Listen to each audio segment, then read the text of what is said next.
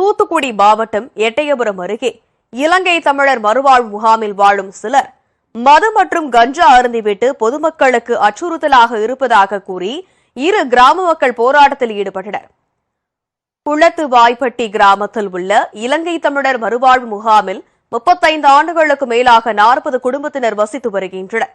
கடந்த ஆண்டு அவர்களுக்கு வீடு உள்ளிட்ட அடிப்படை வசதிகளை தமிழக அரசு செய்து கொடுத்த நிலையில் வெளி மாவட்டங்களில் உள்ள முகாமைச் சேர்ந்த பலர் பதிவு செய்யாமல் இங்கு தங்கியிருப்பதாக குற்றச்சாட்டு எழுந்துள்ளது. இந்நிலையில் கடந்த சில நாட்களுக்கு முன்பு ஆடு மேய்க்க சென்ற குமரகிரி கிராமத்தைச் சேர்ந்த நவநீத கிருஷ்ணன் என்பவரை முகாமைச் சேர்ந்த சிலர் தாக்கியதாக கூறப்படுகிறது. இதில் காயமடைந்த தொழிலாளி எட்டயபுரம் காவல் நிலையத்தில் புகார் அளித்ததை அடுத்து முகாமினைச் சேர்ந்த சந்திரமோகன் நேதாஜி, கார்த்திக், பிரவீன் ராஜா, சிலம்பரசன் ஆகியோரை போலீசார் கைது செய்தனர்.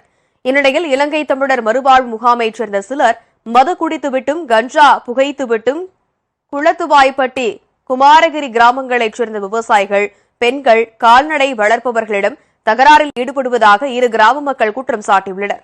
மேலும் அதனை கண்டித்து குளத்துவாய்ப்பட்டி கிராமத்தில் உள்ள கோயில் முன்பு கிராம மக்கள் கண்களில் கருப்பு துணி கட்டி காத்திருப்பு போராட்டத்தில் ஈடுபட்டனர். போலீசார் உரிய நடவடிக்கை எடுக்கப்படும் என உறுதி அளிக்கப்பட்டதை அடுத்து போராட்டம் தற்காலிகமாக கைவிடப்பட்டது. சம்பந்தப்பட்ட பகுதிகளில் முன்னெச்சரிக்கை நடவடிக்கையாக போலீசார் குவிக்கப்பட்டுள்ளனர்.